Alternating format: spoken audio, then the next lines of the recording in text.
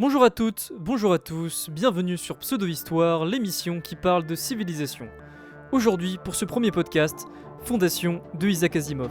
Tout de suite, votre émission.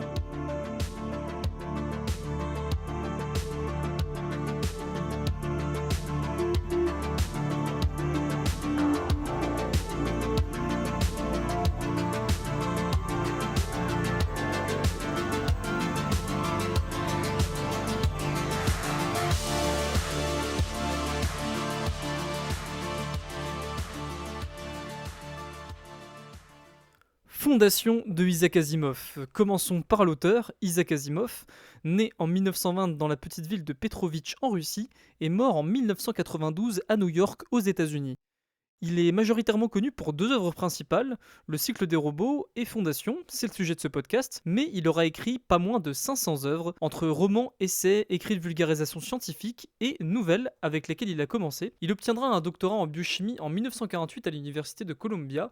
Juste avant ça, il écrira sa première nouvelle en 1939, au large de Vesta, du nom de l'astéroïde découvert en 1807, mais également du nom de la déesse romaine.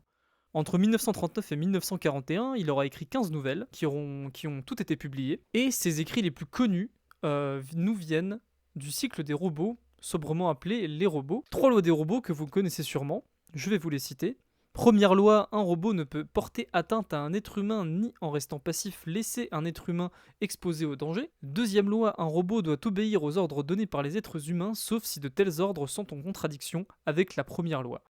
Troisième loi enfin, un robot doit protéger son existence dans la mesure où cette protection n'entre pas en contradiction avec la première ou la deuxième loi. Alors ça, c'est les écrits les plus connus d'Isaac Asimov, et en fait ça résume bien toute sa vie et toutes ses réflexions, car il faut savoir que Isaac Asimov a eu un énorme impact dans le monde artistique autant que le monde scientifique, notamment dans le domaine de la robotique. À savoir que le terme robotique a été défini par Isaac Asimov dans ses œuvres, le cycle des robots bien évidemment. Et puis on n'a qu'à voir ce qui a été fait chez Boston Dynamics pour se rendre compte où on en est aujourd'hui et comment toutes ces réflexions sur l'évolution technologique des robots et des intelligences artificielles nous ont donné aujourd'hui. Et c'était d'ailleurs son but, faire croître l'imagination des scientifiques tout en les mettant en garde sur les technologies qu'ils créeront. Isaac Asimov était fasciné par la capacité de l'homme à créer des choses supérieures à elle-même, ordinateurs et robots en tête bien évidemment, et je rajouterai intelligence artificielle. À travers ses œuvres, il nous livre des clés de compréhension et de réflexion sur l'avenir et sur ce qu'il peut être en fonction de quelle direction nous fait prendre la création de telle ou telle technologie, tel ou tel produit, etc. Ce qu'on en fait et notamment à quoi il va nous servir. Est-ce qu'il va servir à booster l'ego humain en le poussant toujours plus au-delà de ses limites avec le danger que cela représente, ou bien utiliser une technologie afin de préserver l'homme de ses propres faiblesses. Sur l'ensemble de ces œuvres que j'ai pu lire, Isaac Asimov nous incite à nous poser une question essentielle qui peut s'appliquer de manière autant individuelle qu'à l'échelle de l'humanité tout entière. Contrôle le choix du contrôle et de la sécurité, ou de la liberté et du danger. Des mots que Isaac Asimov a lui-même utilisés lors d'interviews, et un bon exemple de cette réflexion se trouve dans un de ses romans écrits en 1955, que je vous invite à lire, La fin de l'éternité. Et pour résumer, Isaac Asimov se pose comme un messager qui donne l'information et qu'il revient à nous de décider de quoi faire de cette information. Alors bien évidemment, il faut rester critique vis-à-vis des réflexions de Isaac Asimov, et bien évidemment, il s'adonnait bien évidemment à des prédictions sur ce qu'allait devenir le futur de l'humanité. Il n'avait pas raison sur tout, mais néanmoins, il donnait des pistes de réflexion intéressantes sur comment la technologie allait évoluer et sur ce qu'elle allait nous apporter. Et il avait quand même raison sur pas mal de points. Il a d'ailleurs été précurseur sur quelque chose que peu de gens savent sûrement de Isaac Asimov, c'est qu'il a été précurseur sur l'impact de l'effet de serre sur le réchauffement climatique. Alors bien évidemment, c'était quelque chose de peu médiatisé et de peu mis au grand public à l'époque, mais lui, il était dans ces réflexions-là et alerté sur ce sujet. Et donc Isaac Asimov, pourquoi était-il si fasciné par l'avenir de l'humanité? D'où lui vient toutes ces réflexions? Eh bien, j'ai donné quelques pistes de réflexion juste avant, mais il faut comprendre que Isaac Asimov a vécu dans un siècle où les essors technologiques n'ont jamais cessé.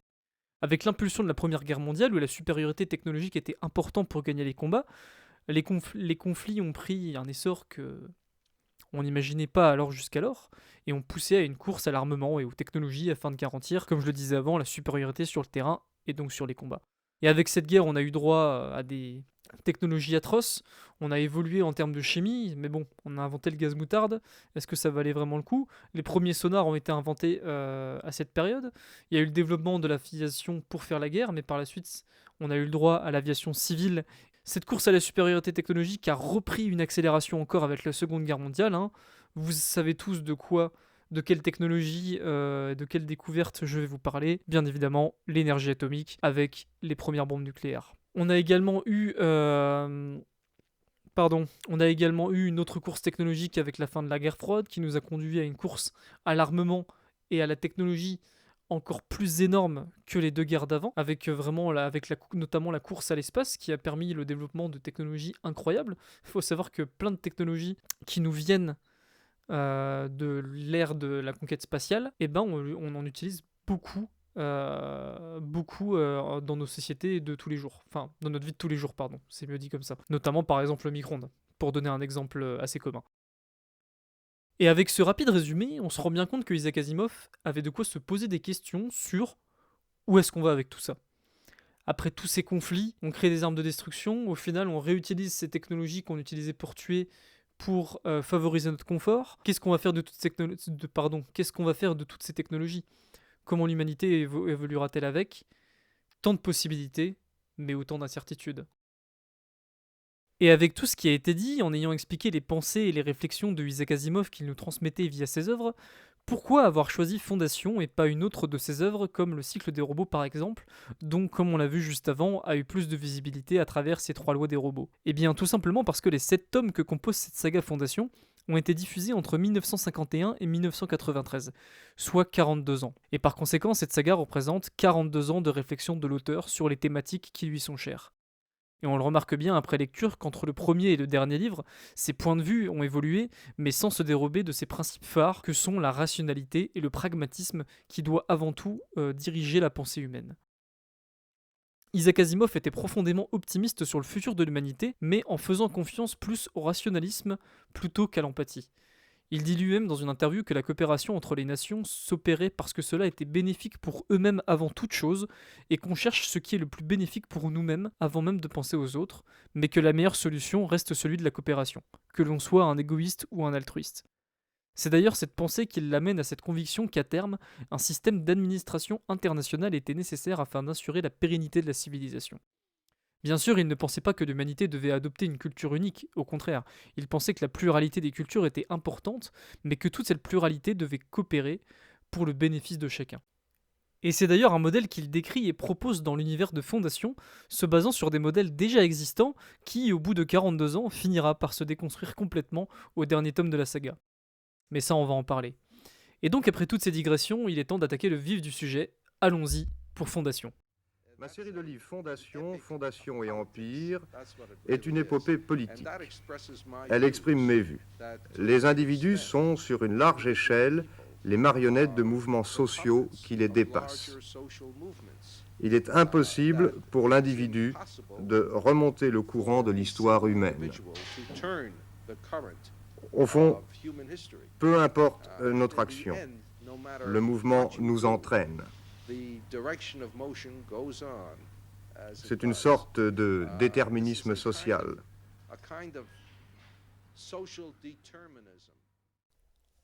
Donc Fondation, c'est 7 romans publiés de 1951 à 1993. Cette saga de romans Fondation est une série de science-fiction qui explore l'avenir de l'humanité, 20 000 ans dans le futur pour être exact, et cette série est considérée comme l'une des œuvres les plus influentes de la science-fiction. Donc je l'ai peut-être pas assez précisé, mais voilà, Isaac Asimov faisait vraiment partie des auteurs de science-fiction les plus prolifiques et les plus influents de son temps. Hein. On peut mettre au même niveau que Robert Heinlein et Philip K. Dick. Et donc l'histoire commence sur la planète Trantor, Planète-Ville, siège de l'Empire Galactique, un empire galactique en déclin, et sur cette planète, un savant du nom de Harry Seldon développe une science appelée la psychohistoire, qui permet de prédire l'avenir de l'humanité à grande échelle en utilisant des principes statistiques et de psychologie de masse. Ce professeur Seldon prévoit que l'Empire s'effondrera bientôt, ce qui va entraîner une période de barbarie et de décadence, appelée sobrement ère de décadence. Et pour minimiser ces effets, Harry Seldon prévoit un plan qu'il appelle la Fondation, qui vise à rassembler un groupe de scientifiques et des gens les plus brillants de son époque sur une planète éloignée appelée la planète Terminus aux abords de la galaxie, afin de préserver les connaissances et les cultures de l'humanité et permettant de devenir le siège du deuxième empire galactique qui viendra remplacer le premier.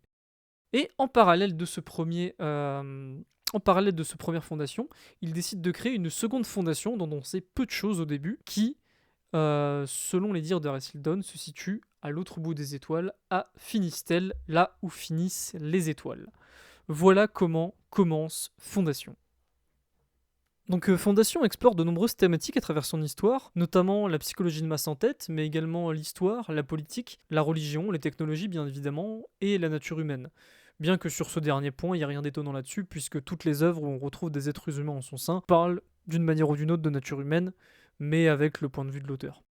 Donc on peut voir déjà que, voilà, en 7 tomes, comme je l'ai dit, 42 ans de réflexion, on brasse assez large, il y a à boire et à manger dans cette œuvre. Donc au niveau de la narration, elle est assez classique, on la suit sans trop de difficultés, il n'y a pas vraiment de grosse complexité scénaristique. La grosse particularité de l'œuvre, c'est que l'histoire se déroule sur une échelle de temps très très longue. On a 1000 ans d'histoire répartis sur 7 tomes, si bien que on n'a pas qu'un seul personnage principal, mais bien plusieurs personnages principaux qui vont se succéder à travers les œuvres. On a des bonds temporels comme ça de 50, 80, 150 ans. Du coup, forcément, on change de personnage, puisque les personnages dans cette histoire ne sont pas immortels et vivent une échelle de temps humaine classique. Alors là, attention, je vais spoiler une partie de l'histoire de Fondation.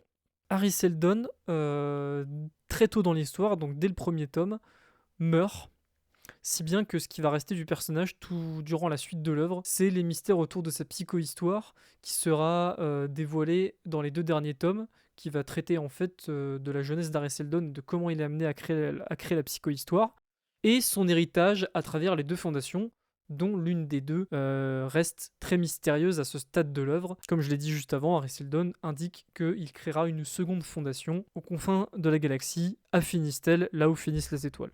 C'est les dires d'Harry Seldon. Donc comme je l'ai dit avant, Fondation doit servir de noyau à un second empire galactique qui doit prendre place 1000 ans après l'effondrement du premier. Mais Harry Seldon, en plus d'avoir prévu la chute de l'empire, a prédit que des crises surviendraient durant ces 1000 ans de décadence qui viendraient mettre à mal les projets de Fondation. Ces crises, on les appelle les crises Seldon, et les personnages que nous suivrons après la mort de Harry Seldon seront les individus qui parviendront à gérer ces crises de manière à perpétuer le plan de Harry Seldon de créer un second empire galactique via la Fondation. Ce point sur l'histoire étant fait, on va pouvoir passer au cœur des thématiques abordées par l'œuvre, et je voudrais commencer par la première qui m'a marqué après lecture de l'ensemble de la saga.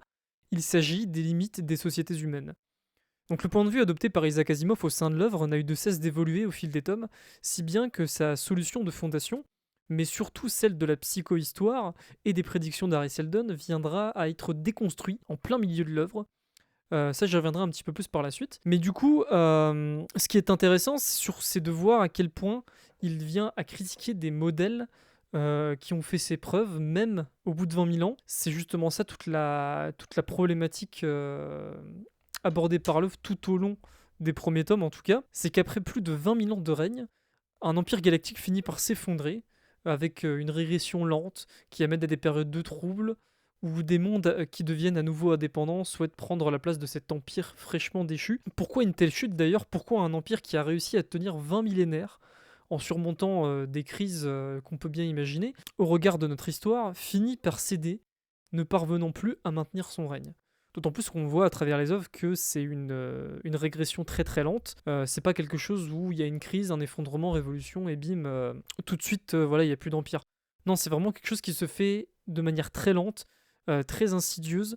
Donc pour redonner un peu de contexte, voilà, on dit empire galactique. Toute la Voie lactée a été conquise par cet empire galactique, mais petit à petit, on voit le début de la régression par des mouvements indépendantistes aux extrémités de cette galaxie. Ça veut dire les mondes qui se situent en périphérie de la galaxie prennent petit à petit leur indépendance parce que en fait, on remarque que l'Empire galactique n'arrive plus à les administrer. Tout simplement parce que le cœur de cet empire se situe en plein centre de la galaxie et n'arrive plus du coup à administrer les mondes en périphérie. Et justement, la décadence commence à partir de là, à partir de la périphérie, et viendra s'insinuer petit à petit jusqu'au cœur, jusqu'à ne plus du tout exister. Et donc, de nombreux éléments nous sont donnés au fil du récit. On a une administration très complexe, des mouvements de contestation de plus en plus fréquents qui sont violemment réprimés, ce qui entraîne d'autres contestations plus violentes, etc., dans un cercle vicieux. Des velléités indépendantistes de la part des mondes les plus éloignés, donc en périphérie, comme je le disais. Mais le point le plus important, et qui pour moi est sûrement ce qui a créé, ce qui est la base en fait du reste que j'ai évoqué juste avant, c'est la stagnation, voire la régression intellectuelle, entraînant des dégradations lentes du système, donc la qualité de la médecine, les états des rues, la sécurité, même la recherche scientifique qui en pâtit et qui, au lieu de se porter sur des réflexions qui amènent vers l'avenir, se base beaucoup trop sur des recherches qui ont été faites il y a des centaines d'années, voire plus, pour étayer leurs recherches actuelles. Un exemple, il y a eu une scène de dialogue entre un des personnages principaux et un ambassadeur de l'Empire Galactique qui est aussi archéologue, qui en fait, durant cette conversation, dit qu'il est archéologue, mais qu'au lieu d'aller faire ses recherches lui-même sur le terrain, ce qui est quand même la base pour un archéologue quand on veut retrouver des vestiges disparus, se base sur des livres passés de personnes qui sont déjà allées à ces sites archéologiques. Et il n'utilise que des bases qui ont été écrites il y a des centaines d'années pour ses études. Il ne réalise aucune étude sur le terrain pour étayer, améliorer ou prolonger les réflexions ou les découvertes qui pourraient être faites. Et c'est vraiment à partir de cette simple scène de conversation dans le livre qu'on a en fait vraiment toute la raison pour laquelle l'Empire s'effondre, parce que je pense que tout part de là, et là c'est plus de l'interprétation. Il y a une sorte de paresse intellectuelle généralisée entraînée par le confort, je pense notamment des technologies. L'humanité a atteint un stade où son individualité n'est plus mise à mal, que cela soit en termes de sécurité, d'éducation, autre. Le citoyen moyen ne rencontre plus de difficultés à vouloir le dépasser. Il est vraiment dominé par cet empire qui dit, bah voilà, tenez votre rôle dans cet empire, et tout ira bien. Même si on parle d'empire qui est censé quand même être quelque chose de fédérateur, on peut prendre l'exemple de l'Empire romain ou de l'Empire ottoman, Empire byzantin, etc., qui est censé être quelque chose d'assez fédérateur, mais qui finalement garde l'individu en sécurité. On pourrait se dire que voilà, un empire, on est censé avoir quelque chose d'assez commun, de tous indiquer le... Comment expliquer ça? Je me perds un petit peu. Que tout doit être mis pour le bien commun, mais que finalement l'individualité finit par reprendre le dessus. Mais comme tout le monde remplit son rôle et que son individualité n'est pas vraiment mise à mal, et ben personne ne dit rien et personne ne voit vraiment les problèmes. Et c'est peut-être là où on peut voir la vraie limite d'une société humaine, quelle qu'elle soit. C'est qu'une société est avant tout une somme d'individus se regroupant sous des règles et une hiérarchie commune, et que finalement la grande limite de ce développement que peut avoir une société est dans sa base fondamentale, c'est-à-dire ces individus qui composent elles-mêmes cette société, donc à savoir les êtres humains, s'il y a besoin de le préciser. Et donc voilà, tout au long du récit, on nous invite implicitement à remettre en question ce fonctionnement de l'individualité de l'homme, de ses comportements sociaux, de ses vices. Et la première marque de cette limite, bah, ça nous vient du contexte de l'histoire qu'on nous raconte. On a un empire galactique qui s'effondre sous son propre poids. La maison mère de cet empire, Trantor, un monde recouvert par l'urbanisme où résident 40 milliards d'habitants, ne parvient plus petit à petit à administrer des planètes trop éloignées, s'engouffrant dans une complexité administrative donc qui va délaisser peu à peu les mondes situés le plus en périphérie vaquer à leur indépendance. Un système qui devient beaucoup trop complexe et qui va créer forcément une décadence généralisée de tous les secteurs. Et justement, le fait que cette décadence généralisée amène des opportunistes qui essayent de prendre le pouvoir qu'ils voient fragilisé par cette situation, ce qui va créer en fait un cercle vicieux qui va créer en fait d'autres tensions, et donc on n'aura jamais vraiment une réponse au problème initial, c'est-à-dire la complexité administrative et là aussi le manque de souplesse de l'Empire galactique qui, comme il voit un début de fragilité, va essayer de raffermir sa position avec plus de sévérité. Et c'est là en fait que se pose un des problèmes majeurs de l'œuvre, c'est comment parvenir à faire mieux que cet empire-là, qui a régné pendant des millénaires sans se faire surpasser par un autre modèle sociétal, si bien que le souvenir de tout autre modèle de fonctionnement s'est totalement dissipé dans l'oubli. Alors dans l'œuvre, pour ceux qui ont déjà lu l'œuvre, on parle de démocratie pour la première fois à la toute fin de l'œuvre, donc dans les 2 derniers tomes qui racontent la vie d'Harry Seldon et comment il a créé la psychohistoire, pardon. Mais sinon, à part le mot démocratie, on n'a pas d'autres systèmes de société. Il y a forcément le principe de royauté. Les royaumes indépendants qui le deviennent suite à l'effondrement de l'Empire galactique En fait, voilà, on a un système de royaume, on voit un peu des systèmes de caste, etc. On parle de conseil, de sénat, mais il n'y a pas vraiment d'autre modèle décrit que celui d'avoir un pouvoir centralisé. Voilà, par exemple, il n'y a pas vraiment de système de vote. Voilà, le vote n'existe pas vraiment, en tout cas est très peu cité dans l'œuvre. Donc voilà, le système impérial pendant 20 000 ans, il s'est imposé comme le seul modèle viable pour une administration à si grande échelle. Et peut-être que c'était à raison, c'est vrai que si on prend pour exemple l'Empire romain, qui est peut-être l'élément comparatif le plus pertinent, c'était une république à la base, et encore avant c'était une royauté sur un territoire réduit, donc le territoire de Rome.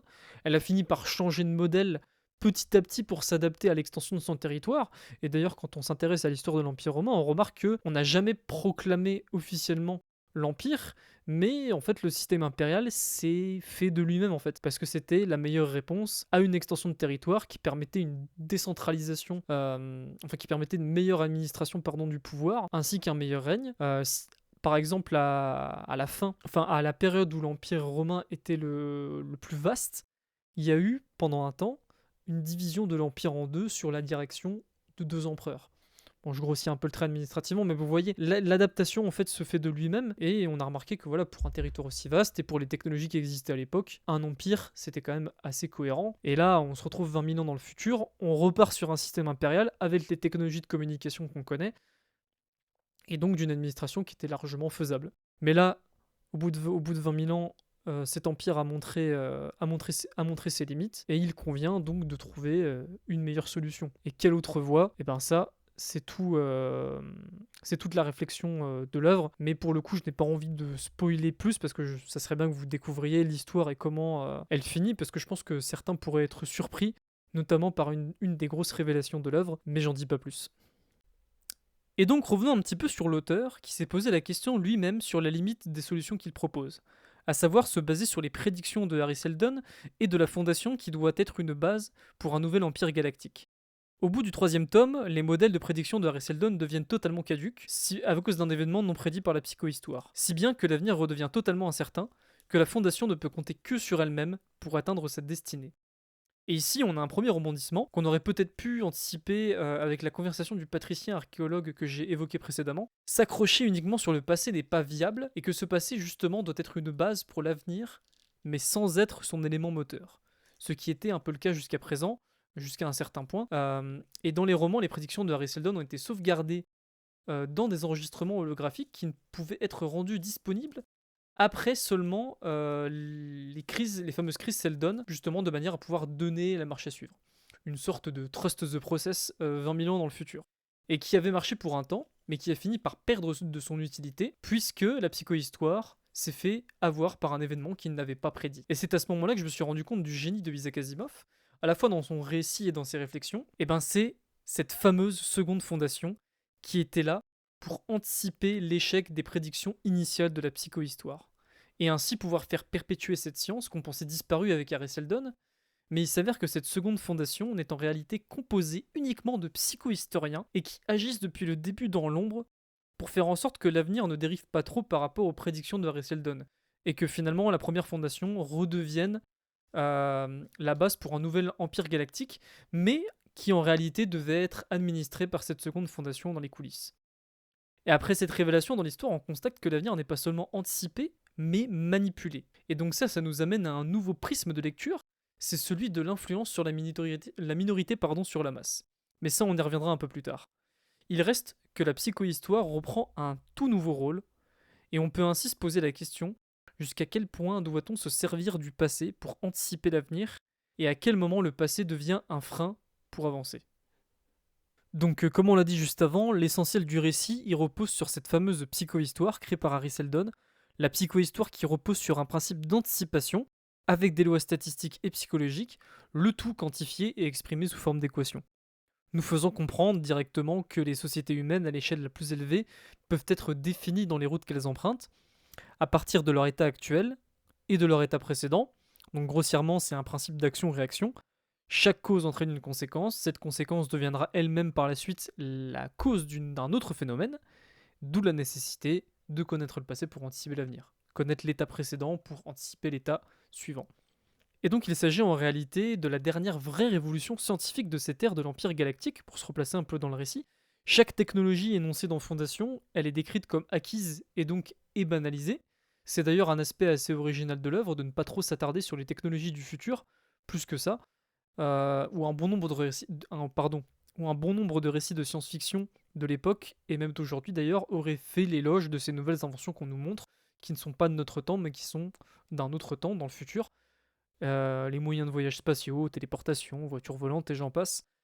Ils sont montrés aux spectateurs comme on le percevrait aujourd'hui, avec la volonté de susciter de l'étonnement et de la stupeur, surlignant les possibilités innombrables de ces technologies, comme si nous, spectateurs, devions accepter et adopter ce qui nous est présenté, nous écartant d'une certaine manière de l'univers dans lequel on se plonge.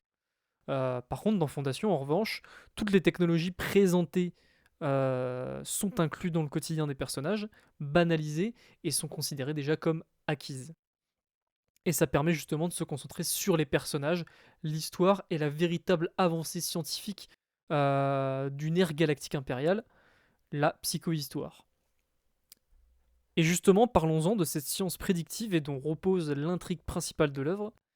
Eh bien, elle part d'un postulat intéressant qui est que l'on peut prédire une société dans son ensemble, minimum à l'échelle d'une planète, mais pas en tant qu'individu. On ne peut pas prévoir l'avenir d'un individu. Et c'est là que vient une des réflexions principales de l'œuvre. La majorité des individus pris à part auront une manière de réagir et de penser différente que si on la mettait au sein d'un groupe. Dans la plupart des cas, un individu au sein d'un groupe se rangera dans l'opinion majoritairement admise pour pouvoir être accepté ou au moins se rangera dans une idée représentée par une population assez grande, ce qui vient à créer un effet de ruche et donc d'une certaine manière de cohésion. Et ça permet de donner un sens de marche à une société dont on pourrait prédire son évolution à partir d'une situation de départ. Mais ce n'est pas le seul paramètre à prendre en compte pour prédire l'avenir. Avec le temps, les sociétés elles se complexifient, l'augmentation de la population, les influences technologiques, etc., la pluralité des cultures.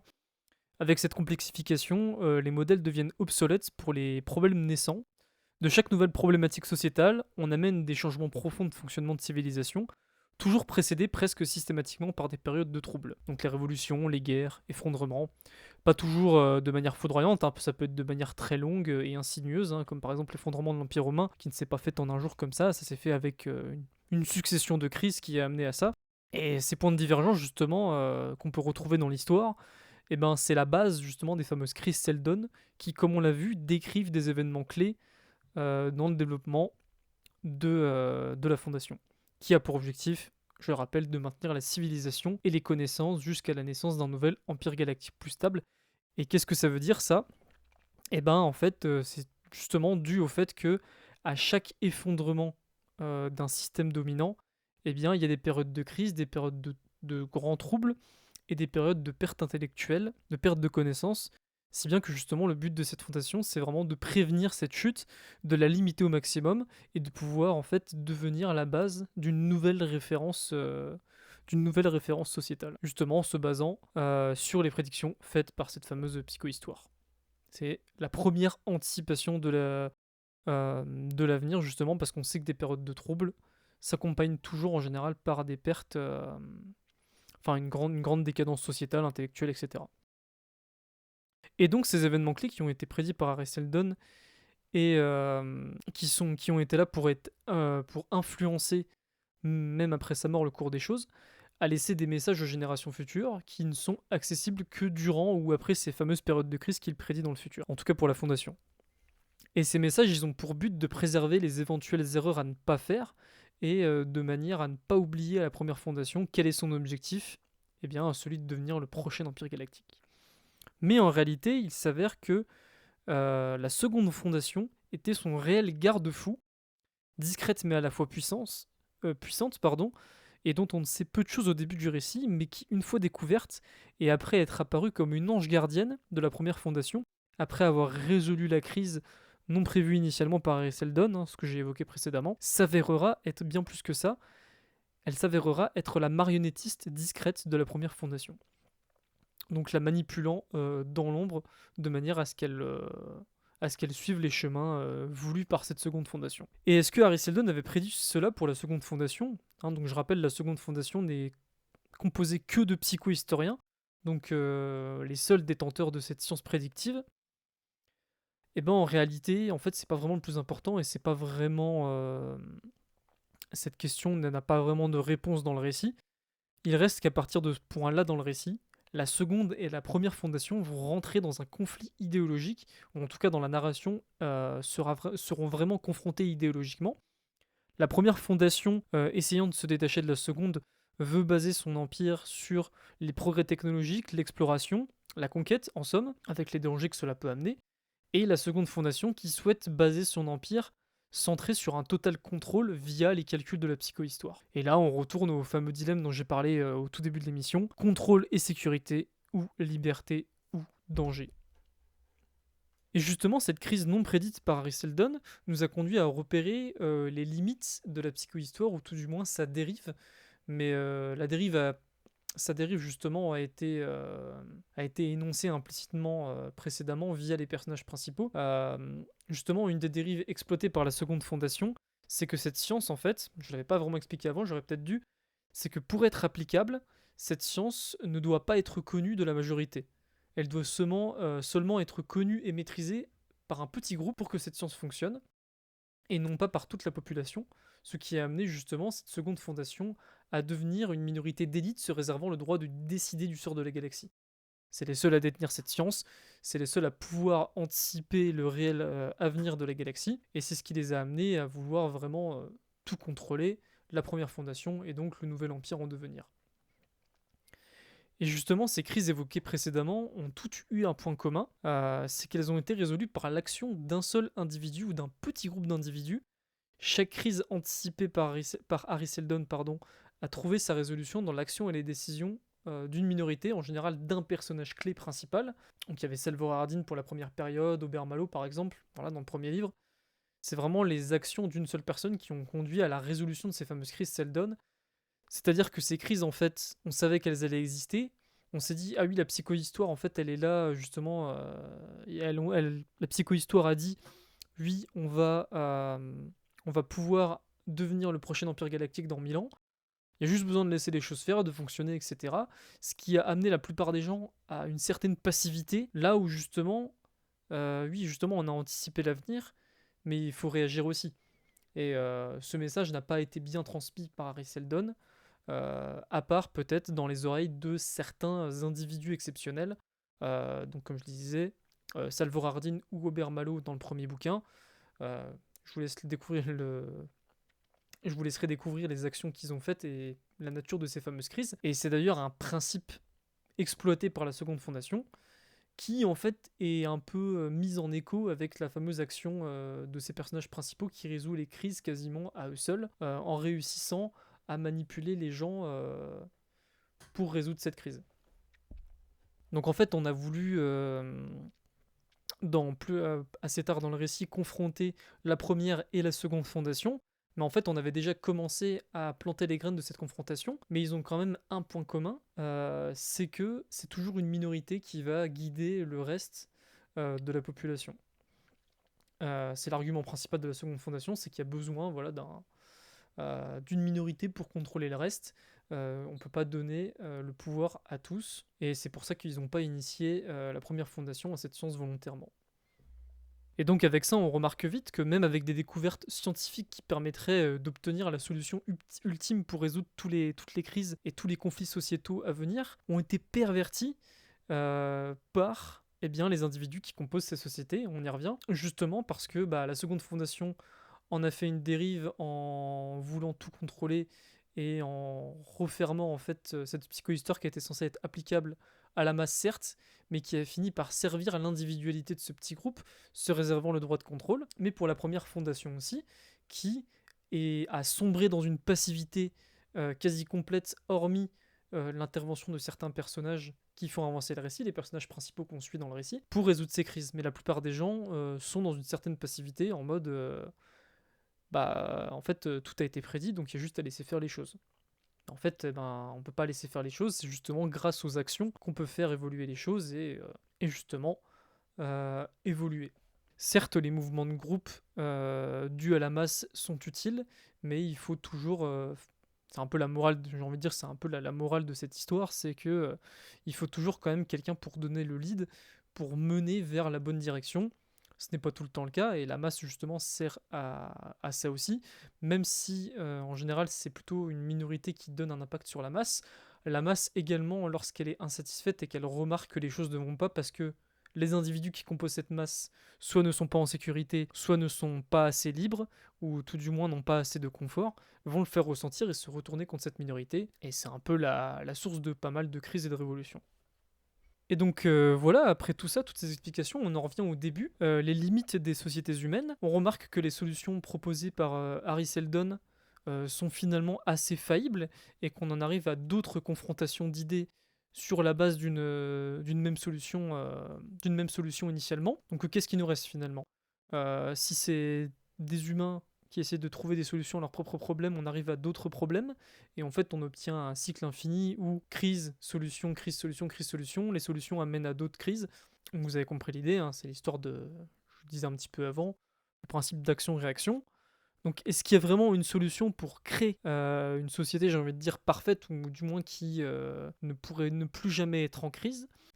Eh bien justement, Isaac Asimov, encore une fois dans son récit, nous propose une nouvelle alternative au projet d'un second empire galactique, qu'il soit dirigé à la manière de la première ou de la seconde fondation. Et cette solution viendra quand même de l'homme, indirectement certes, elle viendra d'une de ses créations, à savoir les robots.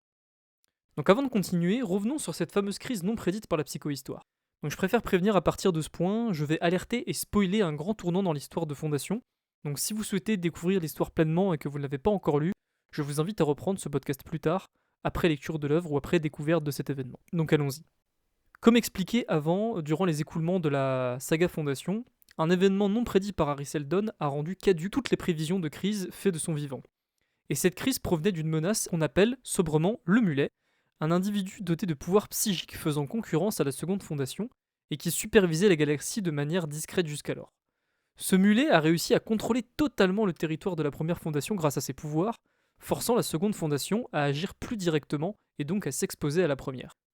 Cette seconde fondation réussira à s'en sortir, mais on apprendra plus tard dans le récit que ce mulet venait d'une planète appelée Gaïa, qui n'est pas la Terre, je précise, un monde où les humains et son milieu ne forment plus qu'une seule et même entité consciente, qu'une conscience collective en somme, et que cette planète a été créée, si on peut dire ça comme ça, par une création de l'homme, comme je l'ai dit avant, un robot. Ce robot qui a vécu des millénaires et qui était soumis à ces fameuses trois lois des robots que je vous ai énoncées en début d'émission, a fait évoluer ces mêmes trois lois, voulant faire plus pour l'humanité dans son ensemble, ajoutant une loi qui précédera toutes les autres. Une loi appelée la loi 0, à savoir, un robot ne peut porter atteinte à l'humanité dans son ensemble, ni en restant passif, laisser l'humanité périr. Et là, c'est une règle qui vient tout changer, qui vient faire évoluer les possibilités d'action d'un robot tel que lui, puisque les autres lois vont changer en conséquence. La première loi, deviendrait « Un robot ne peut porter atteinte à un être humain, ni en restant passif, laisser cet être humain exposé au danger, sauf si cela entre en conflit avec la loi 0, et ainsi de suite, vous avez compris l'idée. » Donc déjà avec cette règle, ce robot, qui se nomme Daniel Olivo, s'est permis d'entamer ce qui est pour lui l'évolution ultime de l'humanité, supprimant ce qui est pour lui sa principale faille, son individualité. Et ça y est, on pourrait s'arrêter là en se disant ça y est, on a trouvé la vraie faille du problème, l'individu, et qu'avec ce projet de pleine conscience collective, on aurait une harmonie parfaite, avec son environnement également. Puisque les êtres humains, en plus d'avoir une conscience collective entre eux, ont une conscience collective à l'échelle moléculaire de la planète sur laquelle ils vivent. Et justement, Daniel souhaite appliquer cette solution à toute la galaxie. Il nomme ce projet sobrement Galaxia, une conscience collective généralisée à toute la galaxie.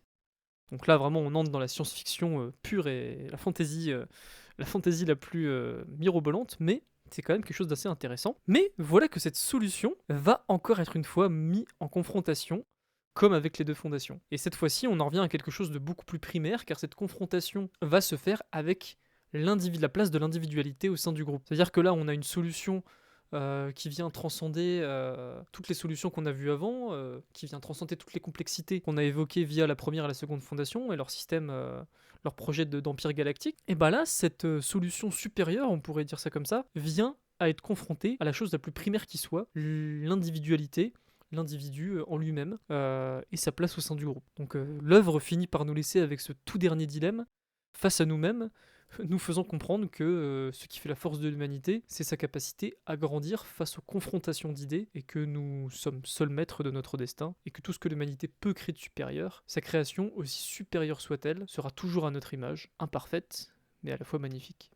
Et donc pourquoi cette dernière confrontation est intéressante, l'état transcendé ultime contre l'individualité la plus primaire? Eh bien parce qu'elle met en lumière toute la dualité de l'humanité, qu'elle tend vers la grandeur, mais qu'elle sera toujours suivie par ses attributs primaires qui la lient à la nature de laquelle elle vient. Et le message laissé par l'œuvre est que nous ne devons pas nous dérober de ce qui fait de nous des hommes, que nous devons être conscients de nos failles et les utiliser pour tendre vers cette grandeur. Et d'ailleurs, je rajouterais qu'une conscience collective aurait pour faille qu'elle ne pourrait jamais se renouveler et innover, car tout le monde aurait la même manière de penser, et que c'est l'individu qui cherche le moyen de se démarquer, motivé par le groupe dont il fait partie. Au final, l'un est complémentaire de l'autre. Un groupe a besoin d'un individu pour subsister, et un individu a besoin du groupe pour donner un sens à ce qu'il fait. Voilà. Avec ces mots, on arrive à la fin de ce premier épisode. Je n'ai bien évidemment pas pu aborder l'ensemble des thématiques de Fondation, j'ai traité celles qui me semblaient être le plus pertinentes pour notre sujet, la civilisation humaine et ses sociétés. Donc tout au long du récit, malgré les difficultés et les crises rencontrées, reste empreint d'un optimisme prudent, et je pense que c'est ce qui est à retenir de cette œuvre, c'est qu'il faut rester conscient de ce qu'on est, de ce qu'on est capable d'influencer ou non, et surtout de ne pas rester passif quand on sait que l'on peut avoir un impact bénéfique, aussi minime soit-il, dans notre milieu. Et ça vraiment, ça peut s'appliquer pour tout. Évidemment, de nombreux parallèles auraient pu être faits sur l'état actuel de notre société de manière générale, bien que Fondation ait été publiée le siècle précédent. C'est justement pour ça que j'ai traité cette œuvre, car malgré tout, elle reste universelle dans ses thématiques. Et j'espère que je vous aurai incité à réfléchir via cette analyse, et à tous les parallèles qui auraient pu être faits. Et forcément, j'espère encore plus que je vous ai incité à lire Fondation, car je le dis, c'est une masterclass de narration. Toute l'histoire est vraiment super cool, et vous pouvez aussi le lire en livre audio, ça passe tout seul. En tout cas, j'espère que cet épisode vous aura plu, et si vous êtes encore là, vraiment, merci d'avoir écouté jusqu'à la fin. Et si vous souhaitez me soutenir, n'hésitez pas à me suivre sur Instagram, sur mon compte Civil Podcast, pour avoir des nouvelles sur les prochains épisodes. Et n'hésitez pas à me donner votre avis sous le post de l'annonce de cet épisode, et me dire ce que je pourrais améliorer. Je vous dis à bientôt pour un prochain épisode, c'était Civil, fin de transmission.